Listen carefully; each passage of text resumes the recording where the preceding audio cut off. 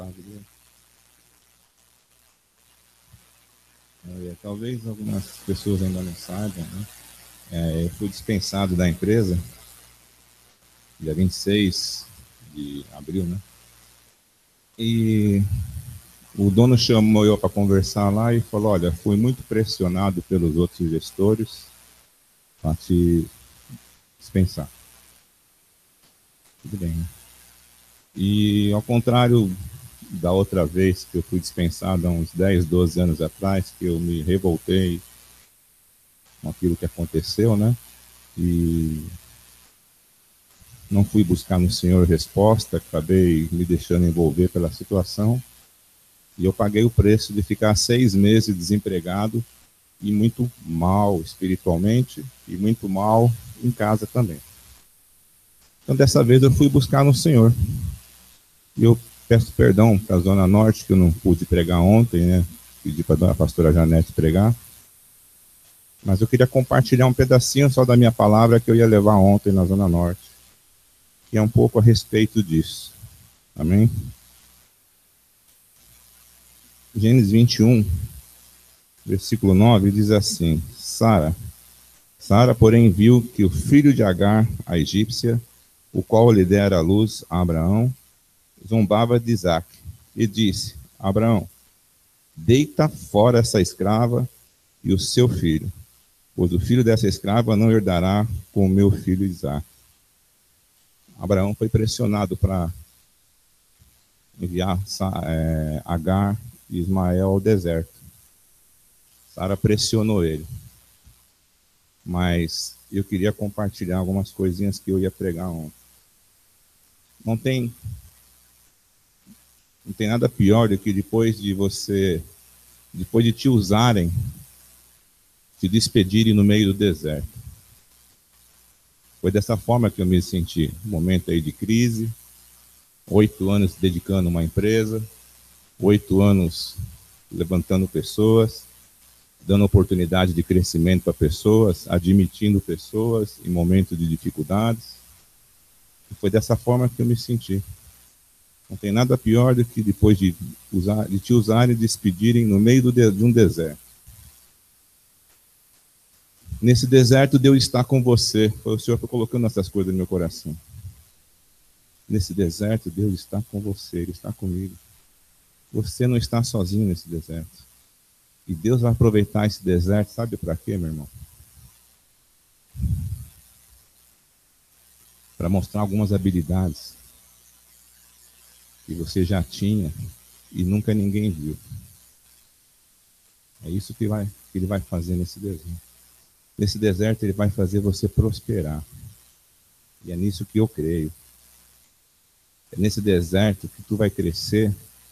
E é nesse deserto que Ele vai dar testemunho da tua vida. Então, essas coisas Ele foi colocando no meu coração, que é essas coisas que Ele vai fazer comigo. Eu tenho visto isso nas mãos da minha esposa. Nunca sonhou vender plano de saúde.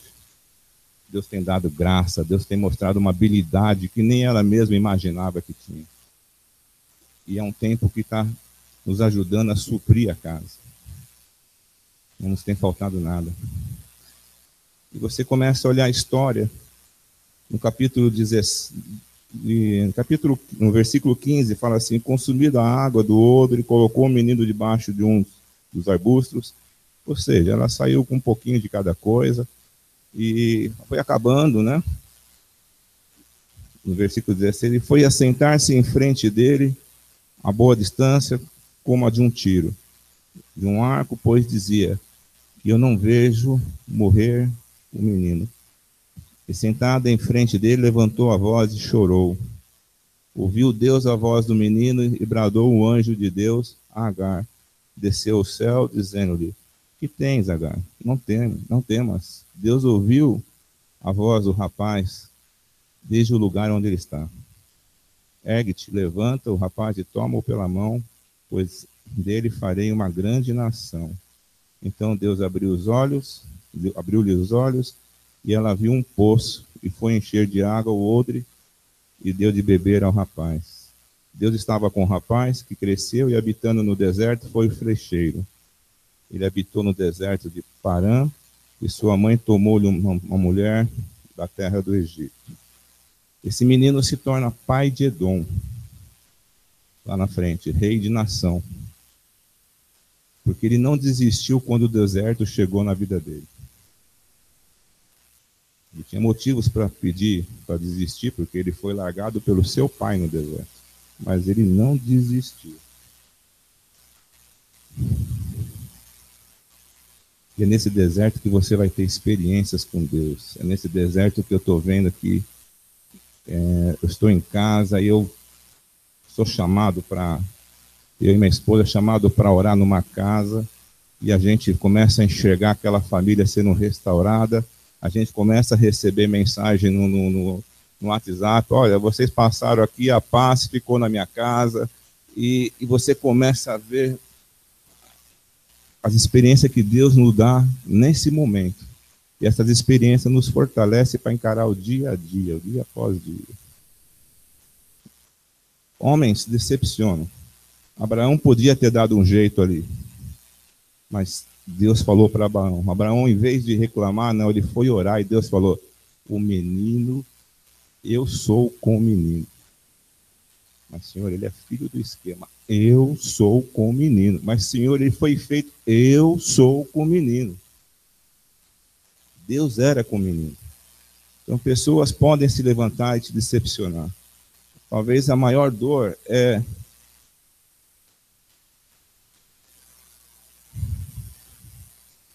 Muitas vezes é pessoas que você ama te decepcionam, né? Mas não é por isso que você vai parar.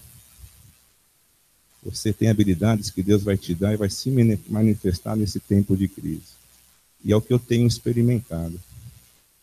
Porque eu sou um guerreiro, como todos aqui são guerreiros do Senhor.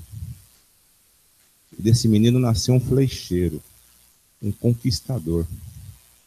E Deus vai fazer... Deus fez esse menino crescer. E Deus mudou a história dele. Quando Agar saiu com o filho errante ao deserto, ela não tinha visto, mas havia um poço de água ao lado dela, como diz a Bíblia. E eu quero profetizar, porque o Senhor falou no meu coração e eu tomei posse disso. O teu milagre está mais perto do que você imagina, meu irmão. Então, se apropria disso, porque Deus falou muito forte no meu coração e eu me apropriei. Amém?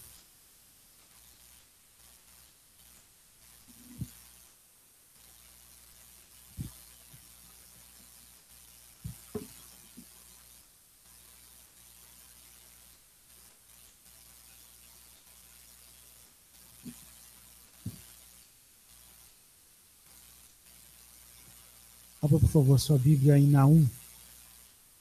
E eu só vou pregar quando todos acharem. Enquanto eu tiver uma folha mexendo aí, eu não prego aí. Naum, por favor. Naum é interessante. Até você achar, deu um tempinho.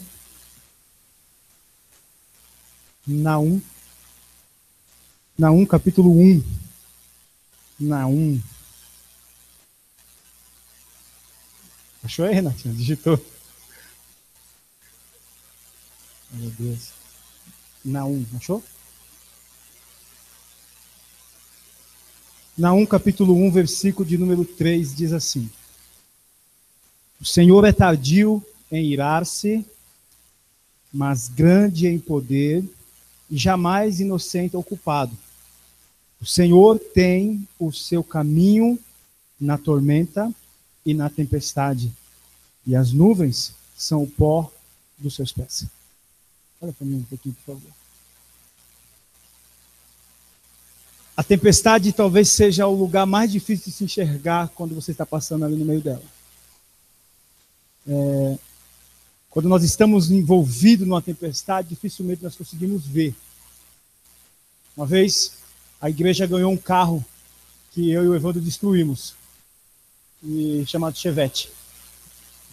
Nós chamávamos de Chevectra, porque nós profetizávamos um Vectra, nunca chegou, mas nós profetizávamos, chamávamos de Chevectra.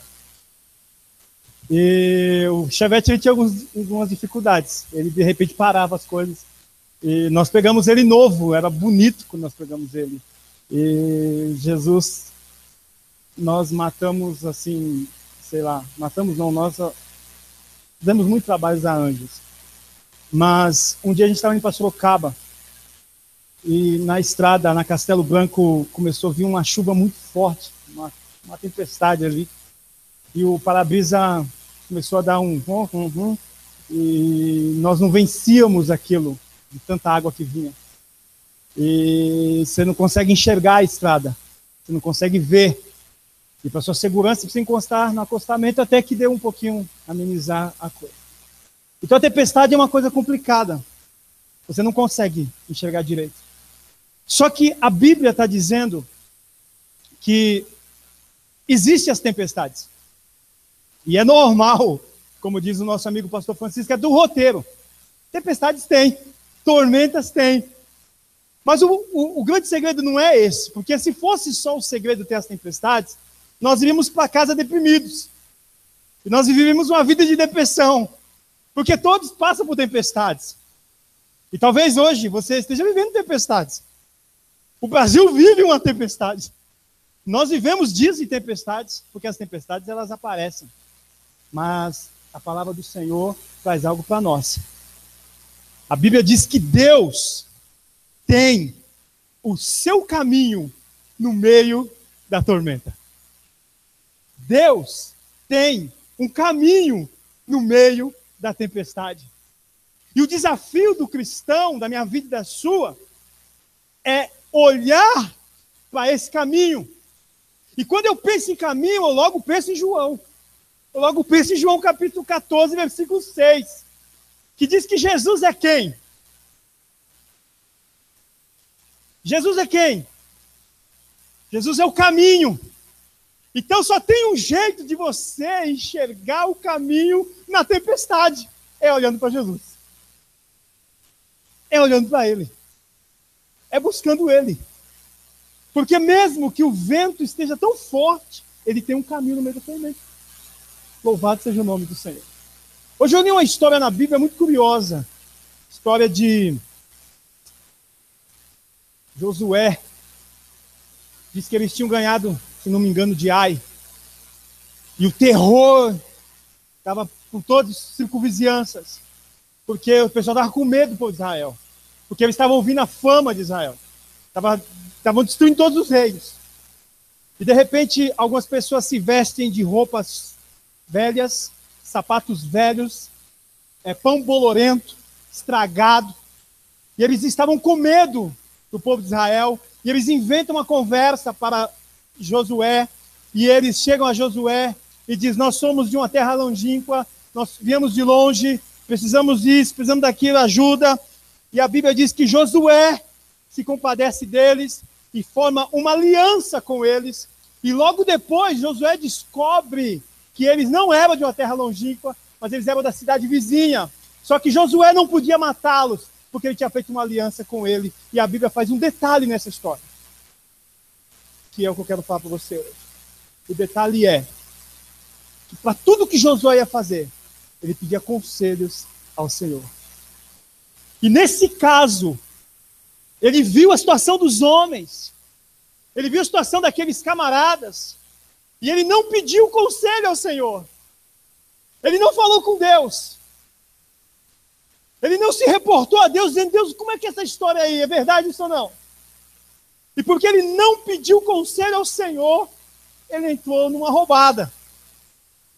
O que eu estou querendo dizer para você, irmão, que Deus é especialista em dar conselhos àqueles que pedem.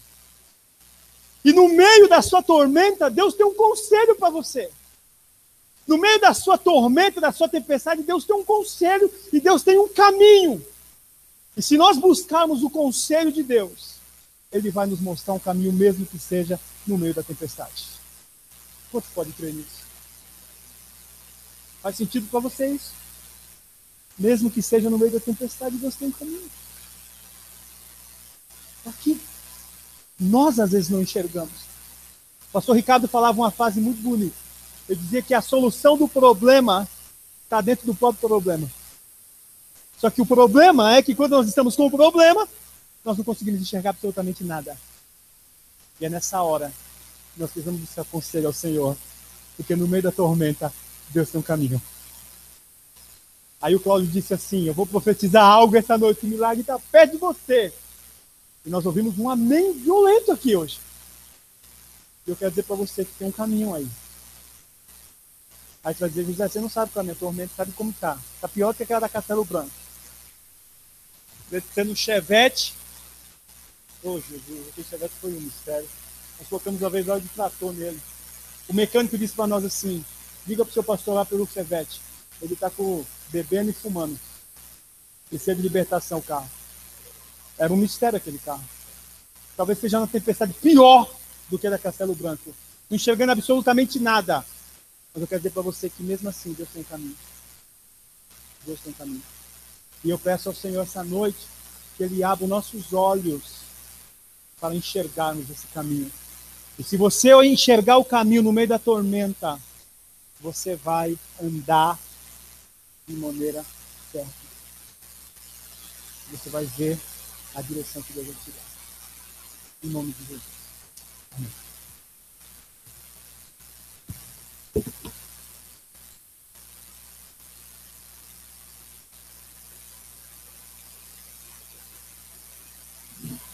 Paz, abra por favor no Salmo 84.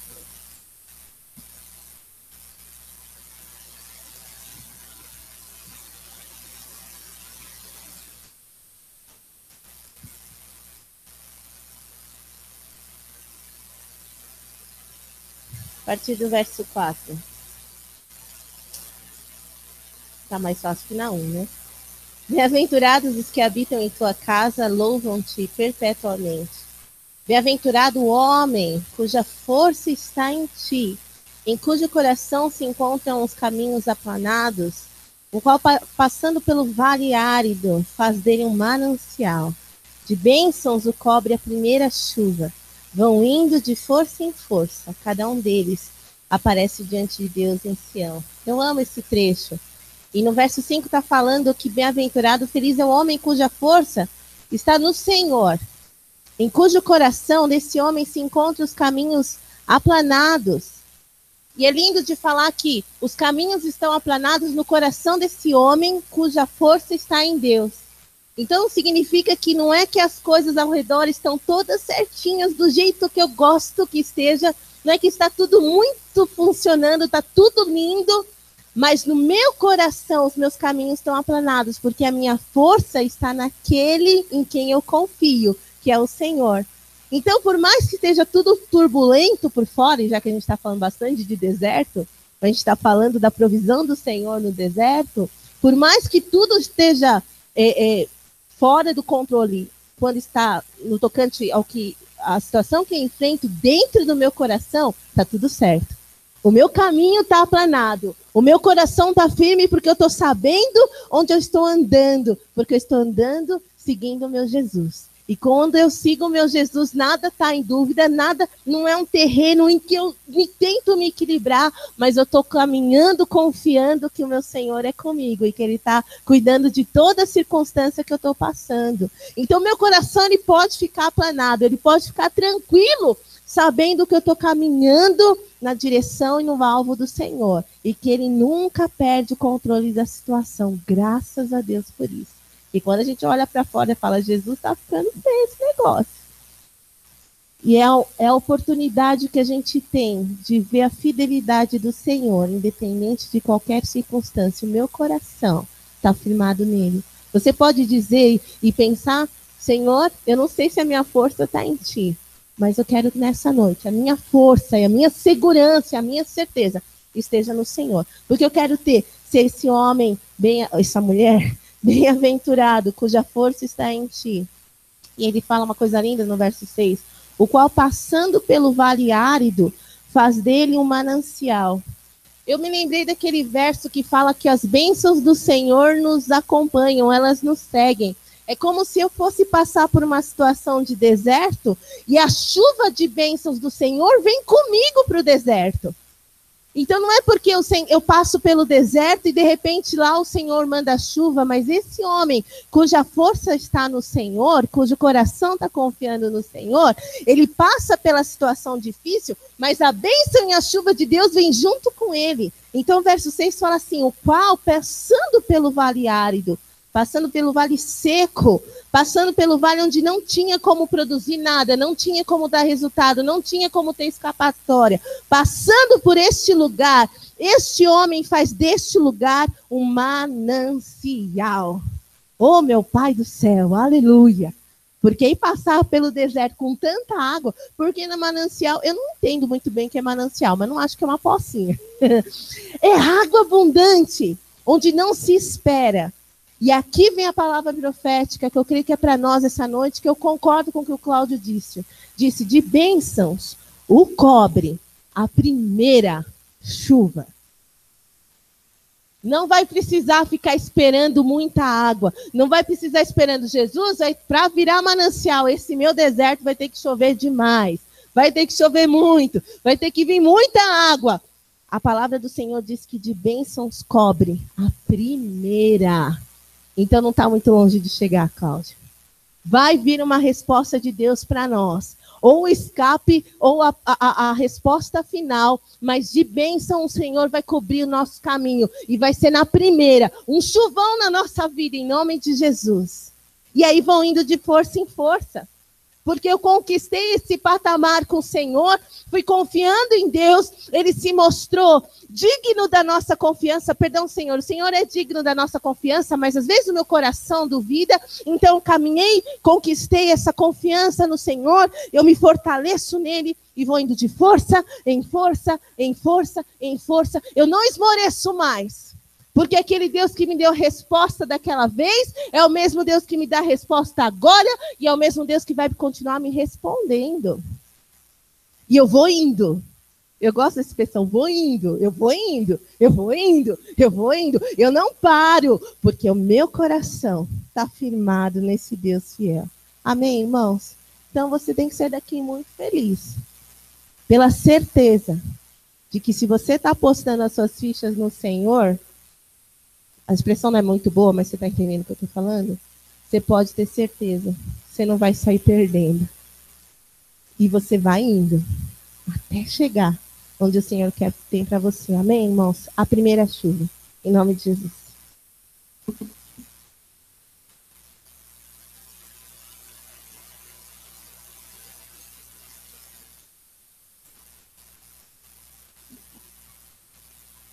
Tiago 1,12, não precisa nem abrir, eu leio rapidinho aqui. Diz assim, feliz é aquele que nas aflições continua fiel, porque depois de sair aprovado dessas aflições, receberá como prêmio a vida que Deus promete aos que o amam. Não sei o que é isso, né? Vou falar para o pastor, porque foi ele que veio falar aqui na frente. Pastor, o Senhor tem sido um homem fiel. O Senhor mesmo diz que vai nas casas das pessoas, ora, leva paz a elas.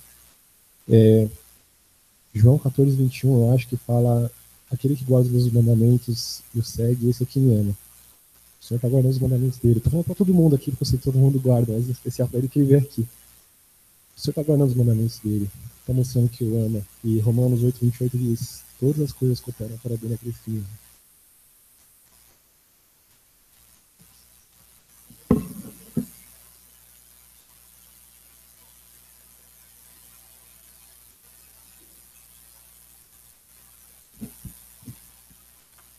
Paz, igreja. Esse testemunho do Cláudio é algo tremendo do Senhor, porque é assim que nós devemos viver como cristãos do Senhor, né? Eu quero ler um pedacinho só do Salmo 23, que é onde tem uma promessa do Senhor, e essa promessa que o Cláudio, na verdade, acabou de falar aqui também, sobre os milagres do Senhor. O Senhor é meu pastor e nada me faltará. Ele me faz repousar em pastos verdejantes, leva-me para junto das águas de descanso, refrigera minha alma. Quando a gente tem essa certeza, essa convicção no nosso coração, das promessas do Senhor, é assim que a gente age, é assim que a gente caminha. Por mais que nós estejamos no meio de uma tempestade, mas o Senhor fala na palavra dele, que ele nos leva junto a águas de descanso e refrigera a nossa alma, mesmo em meio a todas as dificuldades. E aí a gente vê e reconhece o zelo do nosso Deus. porque o nosso Deus é um Deus zeloso, é um Deus que cuida, é um Deus que, em todo tempo, Ele está nos respaldando. E essa é a confiança que nós temos que ter, porque essa é a fé. Porque é dessa forma que a gente tem que viver, pela fé, na palavra do Senhor, porque ela é vida em nossas vidas. Amém? Desculpa a redundância.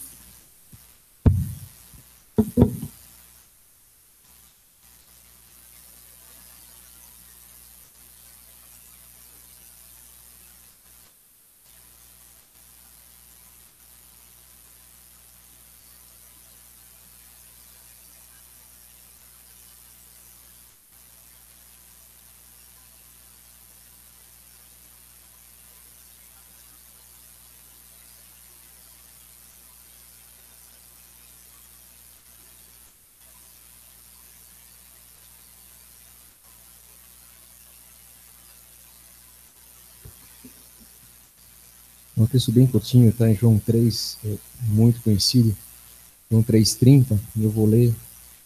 É mais um testemunho do que qualquer outra coisa.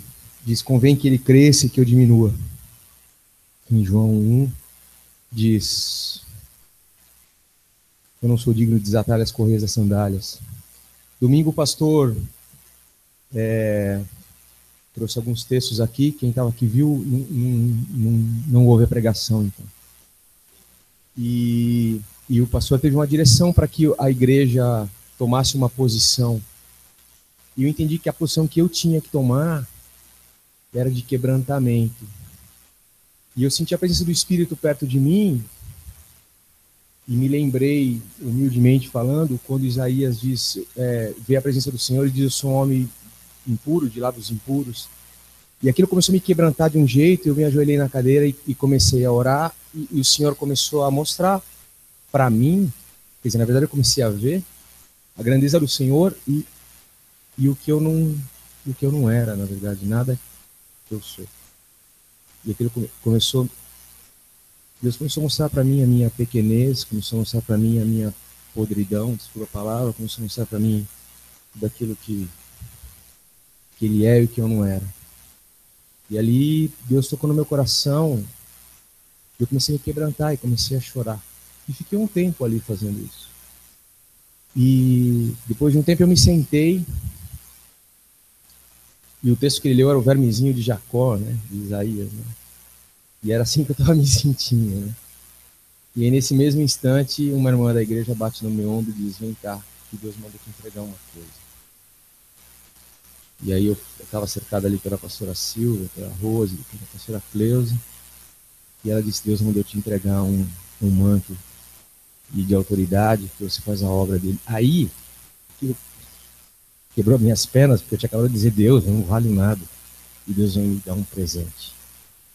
E o que eu vim trazer para vocês foi, eu contei isso para o pastor e ele me esclareceu uma coisa. A bênção estava ali em cima. Deus, ele é desse jeito, é o caráter de Deus. A bênção dele estava pronta. O meu posicionamento foi ficar no meu lugar.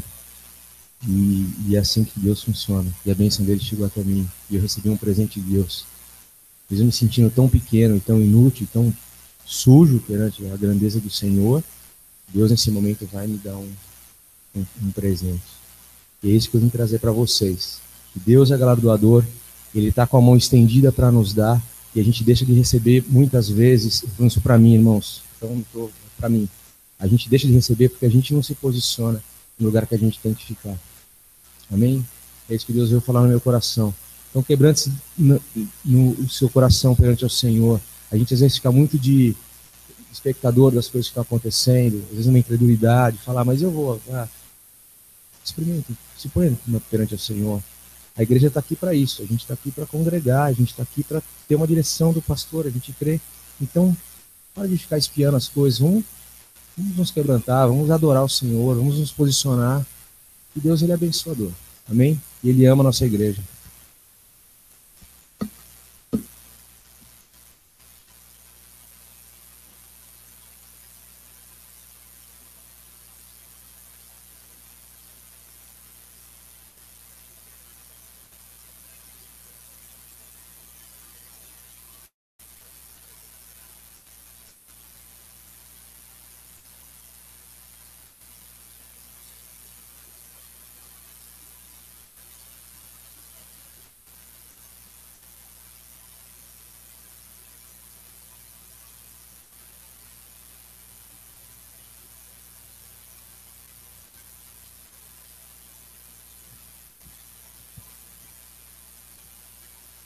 O pastor Rafael pregou terça-feira lá na Leste e tem a ver com que, na linha que está se falando, e esse texto mexeu muito comigo e é o que a minha casa tem vivido isso. Mateus 6, do 28 até o 34. E por que andais ansioso quanto aos vestiários? Considerai como crescem os lírios do campo. Eles não trabalham nem fiam. Eu, contudo, vos afirmo que nem Salomão, em toda a sua glória, se vestiu como qualquer deles. Ora, Deus veste assim a erva do campo, que hoje existe, e amanhã é lançada ao forno, quanto mais a vós outros, homens de pequena fé. Portanto, não vos inquieteis, dizendo, que comereis? Que beberemos? Ou com que nos vestiremos? Porque os gentios é que procuram todas estas coisas. Pois vosso Pai Celestial sabe que necessitam de todas elas. Buscai, pois, em primeiro lugar o reino de Deus e a sua justiça, e todas estas coisas vos serão acrescentadas. Portanto, não vos inquieteis com o dia de amanhã, pois o amanhã trará os seus cuidados. Basta ao dia o seu próprio mal. São praticamente 8 anos com o Lipe desempregado. Às vezes trabalhava 1 mês, 3, parava, 1 ano. Então, sobre isso, uma vez eu até brinquei com ele, nós já temos doutorado. Mas quando a gente colocou esse versículo 33 em prática, as coisas na nossa casa começaram a andar. Não me lembro aqui quem falou do problema, às vezes, para você? Não sei. A solução está, às vezes, dentro do problema, e é isso mesmo. Deus começou a nos dar estratégias, de ideias, e fomos conversando com os nossos pais, mas tudo começou quando a gente começou a colocar Deus em primeiro lugar. A gente começou a se preocupar em falar dele, a ir trabalhar na obra dele. E as outras coisas têm sido acrescentadas. E a gente colocou na mão dele. Senhor, nós não podemos fazer mais nada. O que a gente pode, a gente faz. Então está nas tuas mãos. Faça o Senhor o que for melhor para nós, por mais que a gente não entenda. Ou por mais que a gente não aceite. A gente não tem que aceitar nada. A gente tem que ser obediente. Porque ele tem o melhor. Então, quando a gente busca primeiro o reino dele, todas as coisas vão ser acrescentadas. Eu não sei se vai ser o caminho pela Uber, não sei se é por concursos, mas de uma coisa eu sei. E creio que o tempo está chegando.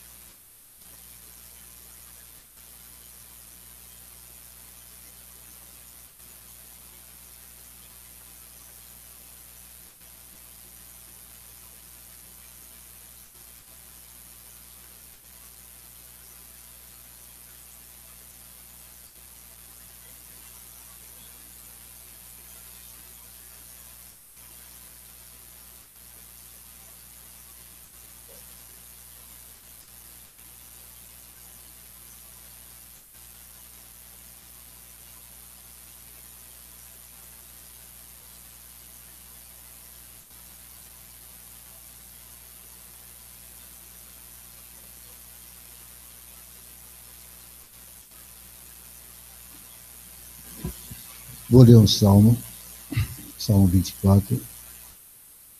Na verdade, o versículo primeiro dele tem se adequando na minha mente, e é a citação de Coríntios que eu tinha na cabeça: do Senhor é a terra e a sua plenitude, o mundo e os que nele habitam. Aqui diz: ao Senhor pertence a terra e tudo o que nela se contém, o mundo e os que nele habitam. Esse é o Senhor. Todas as coisas estão nas suas mãos. A igreja tem um momento um pouco delicado, alguns ministros já foram informados de alguma coisa. Eu não costumo falar isso de púlpito, para não causar alarme, nem por nada, porque acima de tudo, o texto de Mateus não se aplica só a uma pessoa, mas se aplica também a nós como igreja.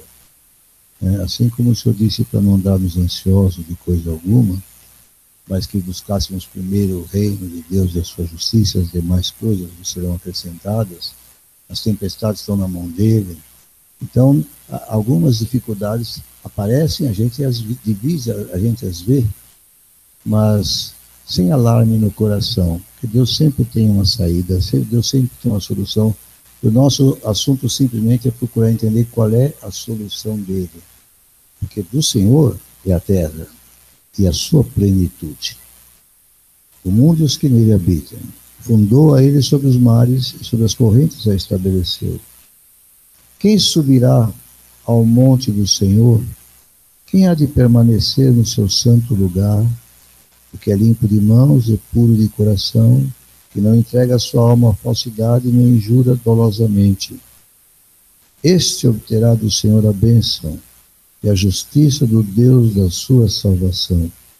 Tal é a geração dos que o buscam, dos que buscam a face do Deus de Jacó. Levantai, ó portas, as vossas cabeças, levantai-vos, ó portais eternos, para que entre o Rei da Glória. Quem é o Rei da Glória? O Senhor forte e poderoso, o Senhor poderoso nas batalhas. Levantai, ó portas, as vossas cabeças, levantai-vos, ó portais eternos, para que entre o Rei da Glória. Quem é este Rei da Glória? O Senhor dos Exércitos. Ele é o Rei da Glória. Quando a gente vê alguma coisa sobre o templo de Jerusalém, o templo de Salomão, a porta do Oriente estava permanentemente fechada, né? Por ela entrou o rei, por ela entrará o rei. Eu não sei se é dessa porta que ele fala aqui, mas o texto fala da volta do Senhor em glória, recebido como o Rei da Glória. Aleluia. Mas sabe, ele está em mim, ele está em você. Ele está dentro de nós. É uma coisa tremenda, nada mais, nada menos que o Rei da Glória. Na pessoa do Filho, o Senhor Jesus, habita em nós. Glória a Deus. Aleluia. Enquanto vocês falavam aqui, eu lembrei... É você, né, Wanderson? Você foi o último que eu lembrei do que eu estava lembrando ali. Mas você casou e ficou sem emprego. Foi isso que aconteceu? 28 dias antes de casar, desempregado. E arranjou emprego um mês depois do casamento. Deus deu umas férias para ele se preparar e depois deu umas férias para ele também usufruir das bodas e aí depois deu o serviço, né?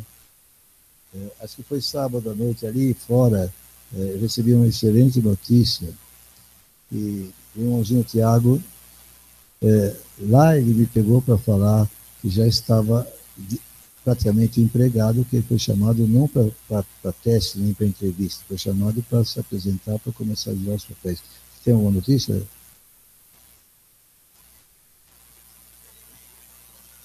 Um não chegava?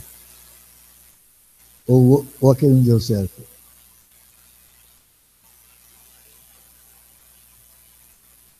Dois. Acho que ele precisa repartir com alguém. É que ele está dizendo que a Porto ofereceu a proposta, ele ia lá para começar ele não estava papel assinado, salário, coisa assim, mas agora ele disse que já chamou outro. Então, há uma certa abundância. Cláudio, espere em Deus, amém? Mas eu queria pôr uma coisa na sua mão, porque quando o Tiago falou aquilo, me alegrou demais, porque eu estava aflito dele com mulher e filhos pequenininhos, né? E desempregado. Mas vem até aqui.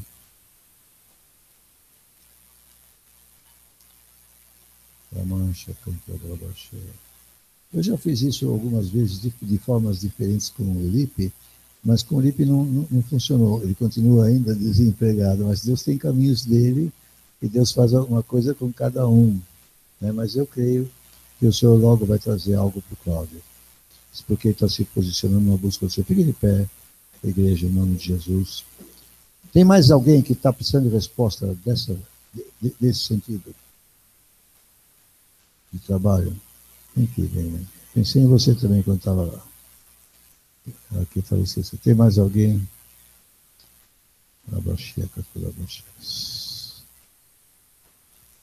Como domingo, olhe um pouco ao Senhor e fale com Deus.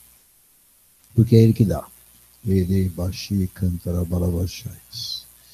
Eu estava, outra vez, como na quinta passada, uma unção muito grande me tomou meia hora antes do culto e eu continuei durante o louvor. Eu pensei, o que vamos fazer aqui? Mas aí eu senti de pôr algo na mão da minha neta Lia, e ela sabe, eu não preciso falar o que é. Ramasha canta, rabalabachés. Porque eu sentia que havia um transbordar, um extravasamento. E se é assim agora, Senhor, manifesta nessas mãos abertas e estendidas ao Senhor a tua abundância. Manifesta nas mãos deles. Do Cláudio, da Rayane. Em nome de Jesus. A bênção, o suprimento. Como uma azeitona espremida sobre a tua mão, receba. Em nome de Jesus, porque o Senhor tem preparado. Receba, porque o Senhor tem preparado. Em nome de Jesus. Ambos servindo a Deus. Da casa do Senhor. Ao mesmo tempo que aguardando do Senhor a manifestação da bênção e da glória. Em nome de Jesus. Santo. Ramasha. Senhor, nós oramos e nós pedimos. É nosso direito pedir. O Senhor falou pedir e dar-se-vos-á. A igreja pede e nós recebemos. Nós temos testemunhos que nesses tempos difíceis pessoas estão sendo empregadas pelo Senhor. Coloca esses dois e mais outros que estão em necessidade. Eu sei que eu não estou trazendo o Lipe aqui, não estou trazendo a esposa dele aqui, a Kelly, porque ele sabe quanto temos orado. E quantos temos pedido e continuamos. Mas eu sei que o Senhor tem planos para eles e, como ela disse, o Senhor dá ideias, o Senhor põe sonhos na cabeça, o Senhor põe caminhos a percorrer e o Senhor vai abrindo. Eu agradeço, Pai, em nome de Jesus também pela vida deles, em nome do Senhor. Amém. Recebam.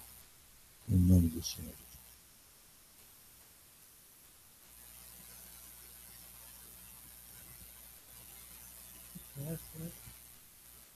Alguém mais tem alguma coisa aí?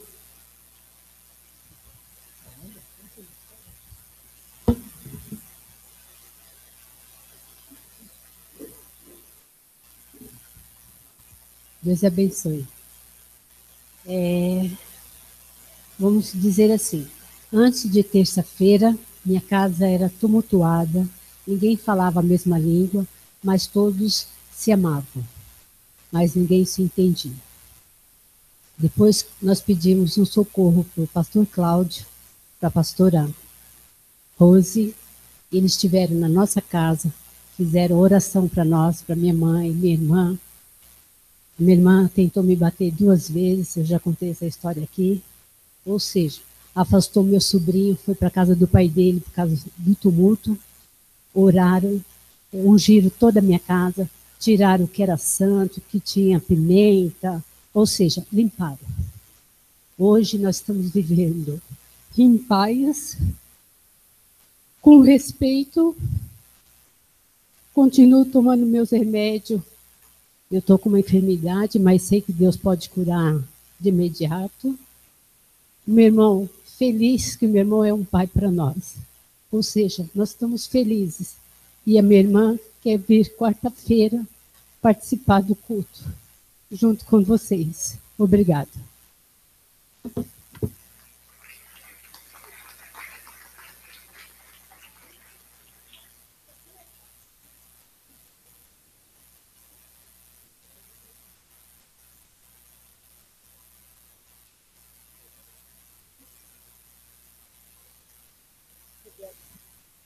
Queria glorificar o nome do Senhor. Há umas 3 semanas atrás eu fui pedir vaga numa escola particular para minha filha, onde não existia a menor possibilidade de eu conseguir. Ela teve um problema muito sério na escola, se envolveu com algumas pessoas que já estava prejudicando ela dentro de casa, e eu orei durante 4 dias e esperei no Senhor o que era para fazer, porque eu não tinha a menor noção do que fazer, não tinha condições de pagar a escola, enfim. E eu senti muito forte no meu coração, depois de 3 dias que eu estava orando, eu senti, me veio muito forte assim, é para tirar. Então eu tirei a Letícia da escola, sem procurar a vaga em outro lugar. Eu falei, Senhor, eu confio no Senhor, eu estou há 3 dias orando, e eu vou tirar minha filha da escola e o Senhor vai fazer o principal. Tirei a Letícia da escola, conversei com ela, falei, você não vai mais para aquela escola. Ela chorou muito, porque as amizades que ela tinha, ela não queria perder, né? E eu bati numa escola particular, conversei com o pastor de CRAM para ele orar por mim, bati numa escola particular, a diretora disse sobre o que eu queria conversar com ela, falei que era a respeito de uma vaga. Ela disse, nem é época de pedir vaga, e nem que fosse época, não tem, porque é uma escola que muito concorrida, a gente não tem vaga. E aí eu falei, a senhora pode me dar uma oportunidade para a gente conversar? Ela falou assim, pode entrar. Aí eu falei assim, olha, minha filha estava estudando numa escola, ela tem um potencial um pouco melhor, a escola não tem professores, enfim, relatei, né? E batalhei por uma vaga numa escola de inglês para ela está fazendo inglês, uma vaga gratuita, né? Para ela ver que a gente corria atrás das coisas, né? E ela disse assim, qual é o nome da escola que a sua filha estuda? Aí eu falei o nome da escola, ela falou, vixe, essa escola não vai, nem que eu quisesse não ia resolver, porque veio uma aluna de lá dessa escola esse ano para o 2º colegial, regrediu, foi para o 1º colegial, porque burra, não sabia nada, ela usou essa expressão, por isso que eu estou falando isso. Aí eu falei, olha, eu gostaria muito que a senhora me desse uma oportunidade, porque a senhora acho que pode pensar, a mãe fala bem da filha, mas minha filha tem um potencial diferente do que os outros alunos, eu creio que a minha filha tem um potencial diferente. E eu estou vendo que a minha filha está sofrendo porque ela nem tem professor na escola, eu não relatei o problema particular, eu apelei pelo ensino, né? Ela falou assim, ó, vou fazer o seguinte, você não vai conseguir, mas ela vem fazer uma prova amanhã de matemática que é a pior. Se ela passar, mas ela não vai passar, desse jeito. Aí eu falei assim, olha, muito obrigada, amanhã no horário que a senhora me falou, ela vai estar aqui. Ah, tem outra coisa, não pode trazer celular, não pode vir maquiada, não pode vir de roupa apertada, não pode isso, não pode aquilo. Falou um monte de coisas para mim, né? E eu concordei com ela e fui até glorificando o Senhor por essas coisas, né? E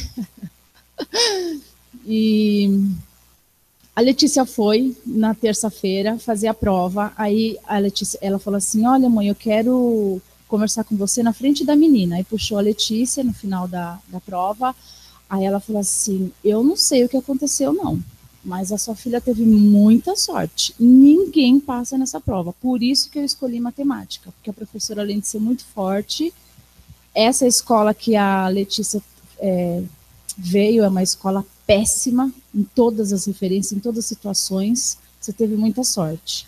E eu sabia que não era sorte, porque eu estava em oração, e eu disse para ela assim, eu não dependo de sorte, vou falar uma coisa para a senhora, antes de eu vir aqui, eu orei ao Senhor Jesus, e falei para ele, Senhor, eu vou perder tempo, eu sei que não tem vaga, eu nem tenho dinheiro para pagar, mas se o Senhor falar para mim, vai, eu vou.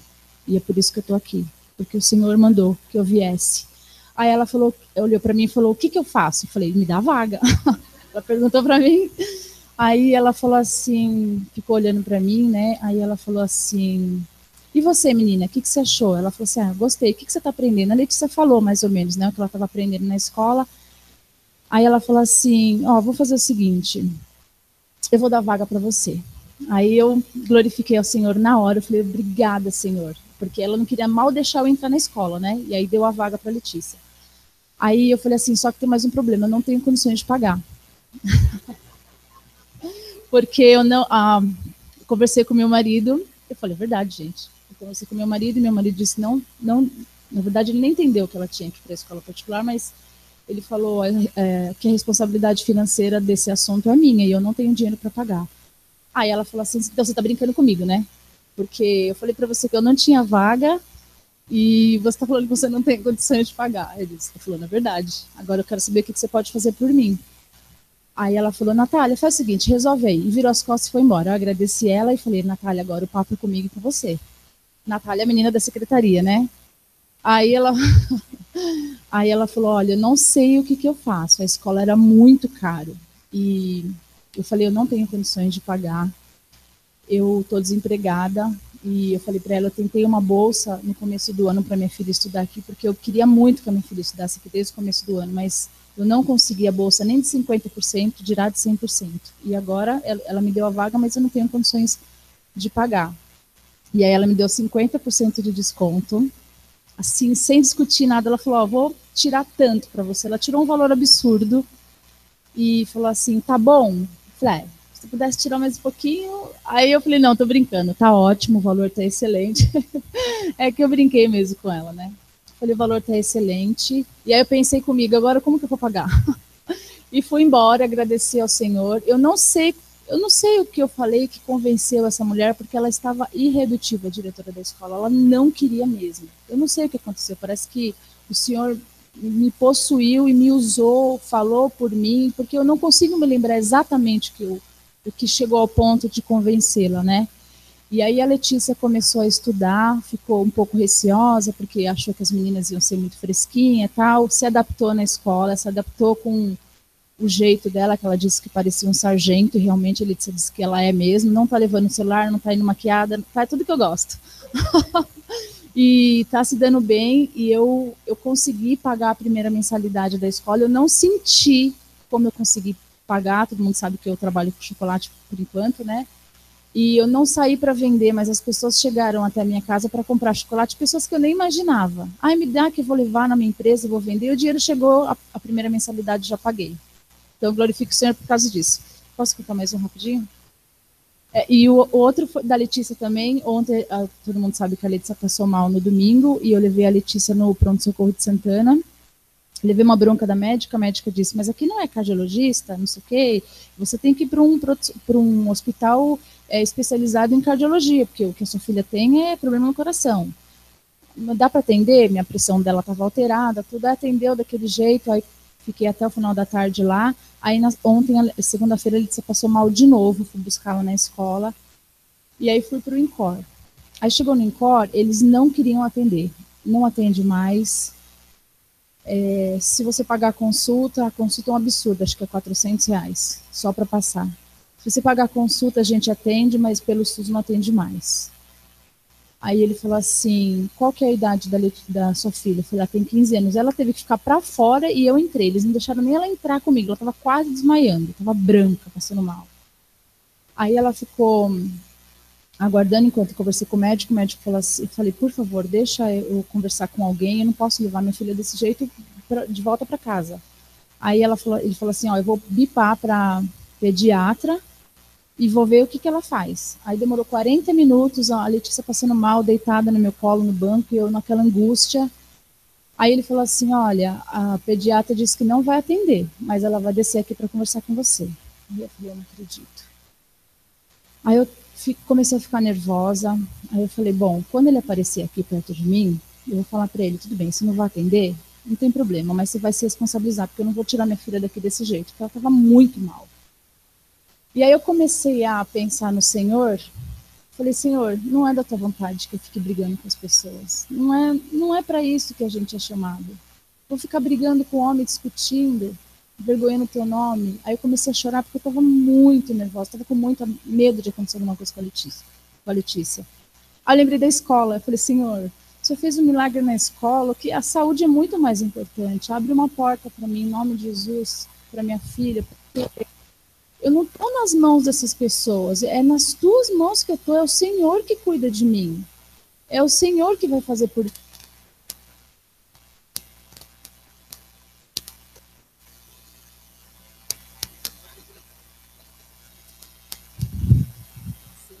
Assim, aí eu comecei a clamar ao Senhor e falando para o Senhor, eu estou com vergonha desse sentimento, porque eu queria quebrar o pau mesmo. Eu não ia deixar minha filha sair daquele jeito, porque eu achei um absurdo. Eu cheguei a falar para o médico, eu passei mal, ó, minha filha passou mal no domingo, mandaram eu vir para cá, agora você está mandando voltar para lá. Ele queria me mandar num hospital psiquiátrico. Eu falei, o que eu vou fazer lá? Minha filha está com problema no coração, não tem sentido. Aí ele voltou, a médica veio para conversar comigo, falou, quem que é a menina? Quando eles viram que a Letícia é muito grande e tal, eu tinha chamado o pediatra, falou, ela que é a menina? Eu falei, não, só tem tamanho, ela tem 15 anos mesmo, porque lá eles atendem até 16, né, a pediatria. Aí ela falou assim, ó, não vou abrir ficha, não vou atender, mas eu vou ver os sinais vitais para você poder chegar em algum lugar próximo da sua casa. Aí mediu a pressão, estava boa e o coração estava um pouco acelerado. E eu tinha um eletro de domingo que já tinha dado alteração do outro hospital. Eu falei, a senhora pode pelo menos ver o eletro? Aí ela viu o eletro e começou a ler o eletro e conversar com a outra médica. E aí elas começaram a conversar e eu percebi que elas tinham dado um pouco mais de atenção. Eu já comecei a orar, Senhor, em nome de Jesus. Elas não iam nem me atender, elas já estão me atendendo, faz a obra, eu não tenho condições de pagar, tal. E aí ela examinou a Letícia e falou assim, mãe, como ela já é grande, eu vou fazer as perguntas para ela, se ficar quieta, e ela responde, porque ela vai saber responder. Aí ela começou a fazer várias perguntas para a Letícia, a dor é no pescoço ou no coração, é assim ou assado, né? Perguntas que realmente só a Letícia que conseguia responder com exatidão. E a Letícia foi respondendo, ela falou, aí elas começaram a conversar e não estava entendendo nada. Aí ela falou assim, ó, faz o seguinte, vai lá abrir ficha dela. Aí quando ela falou, abre ficha dela, eu nem acreditei. Aí eu fui abrir ficha, o rapaz falou assim, mas não pode abrir ficha aqui. Aí eu voltei lá, falei, ele disse, não pode abrir ficha, porque não está atendendo mais. Aí ela falou assim, vai lá e fala que eu ordenei que você abrisse a ficha. Eu falei, ordenou. Ele disse que ordenou abrir ficha. Aí ele pegou e abriu a ficha dela, né? E aí, gente, quando ele falou, começou a fazer a pulseirinha lá, não estava feliz porque minha filha estava no médico, mas eu estava feliz porque eu orei e o Senhor já fez a obra na hora. E eu não sabia se, eu já não estava mais chorando de tristeza, né, assim, de ansiedade, de desespero. Eu estava chorando porque realmente quando a gente confia no Senhor, o Senhor faz imediatamente as coisas, é muito rápido. E aí a Letícia entrou na sala, ela falou, mãe, eu peguei a ficha, né, ela falou assim, mãe, ela vai fazer um elétrico para a gente documentar que ela esteve aqui, eu vou fazer um papel para ela passar no ambulatório, eu vou autorizar uma vaga para a Letícia aqui como congênito, já marcou a consulta para ela para terça-feira que vem, já vai fazer vários exames, já vai ser assistida. Aí ela disse assim, ela vai passar com a doutora Ana Cristina Tanaka. Essa médica foi a médica que cuidou do meu filho, quando o Guilherme teve esse problema também. Aí, eu não ia ter nenhuma possibilidade de ser atendida. E essa médica, ela é chefe de todos os médicos lá dentro. Olha o que o senhor fez, ele colocou a melhor médica para atender minha filha. E aí, lá dentro da sala, esperando a Letícia fazer eletro, eu fiquei lembrando da situação que o Guilherme já tinha vivido lá dentro, que foi muito difícil, né? O Guilherme quase morreu umas 3 vezes com um procedimento feito lá dentro mesmo. E aí eu falei, Senhor, eu estou aqui, eu estava glorificando o Senhor, primeiro eu chorei de tristeza, agora eu estou chorando, depois eu chorei de alegria, e agora está me vindo esses pensamentos. Será que minha filha vai passar por todo esse processo que o Guilherme passou? E eu comecei a lembrar o quanto o Senhor foi glorificado através desse problema que o Guilherme teve. Porque os médicos falaram que abria o peito para fazer cirurgia, os médicos falaram que ele podia morrer, os médicos falaram tanta coisa e não aconteceu nada com o Guilherme. Os médicos falaram que eles nunca fizeram um procedimento cirúrgico em 40 minutos e ele já voltou em 40 minutos. Foi tudo muito diferente com o Guilherme. Então eu creio que todas as coisas estão nas mãos do Senhor. Desde o início eu saí de casa já orando, eu falei, Senhor, a minha vida, a vida da minha filha pertence ao Senhor, e é o Senhor que toma conta, é o Senhor quem decide todas as coisas. Então eu creio que o Senhor abriu essa porta, com certeza absoluta, eu não estou desesperada, eu não tenho medo da minha filha morrer, eu não estou com nada disso. Eu creio que através da vida da minha filha o Senhor vai ser glorificado e honrado assim como foi através da vida do Guilherme. Era isso.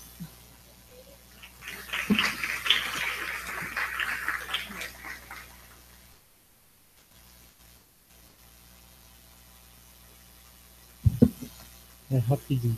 Nada a ver com o que a Priscila está falando, tá? Porque o texto tem nada a ver. Mas hoje a gente estava estudando os conceitos transferíveis e a gente ouviu sobre o texto de Davi, né? Por causa do pecado dele, o filho acabou morrendo, por isso que eu falei que tem nada a ver com o que a Priscila está falando. Mas eu achei muito interessante que mesmo a hora que Natan fala para Davi que ele tinha errado e Davi reconhece o erro, mesmo assim Natan fala assim, seu filho vai morrer. Davi, aqui no texto fala, Davi, pois, buscou a Deus pela criança e observou o rigoroso jejum e, recolhendo-se, passava a noite toda prostrado sobre a terra. Cadê? E aí ele fala, quem sabe se o Senhor não se compadecerá de mim de modo que viva a criança. A gente sabe que a criança morreu 7 dias depois. E qual foi a reação de Davi? Então Davi se levantou da terra, lavou-se, ungiu-se e mudou as vestes. E entrando na casa do Senhor, o adorou. Olha que o pastor de Creta estava orando pelo Cláudio e pela Raia. Deus me fez lembrar esse texto e falar para vocês.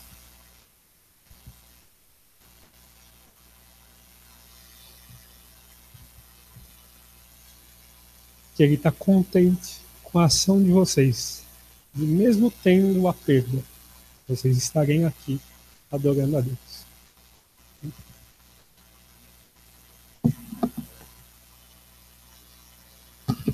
De pé, por favor. Pai, obrigado por essa noite, pela tua palavra, por tudo aquilo que o Senhor falou conosco. Leva-nos em paz, livra-nos de todo mal. Em nome de Jesus. Amém. Meu Deus.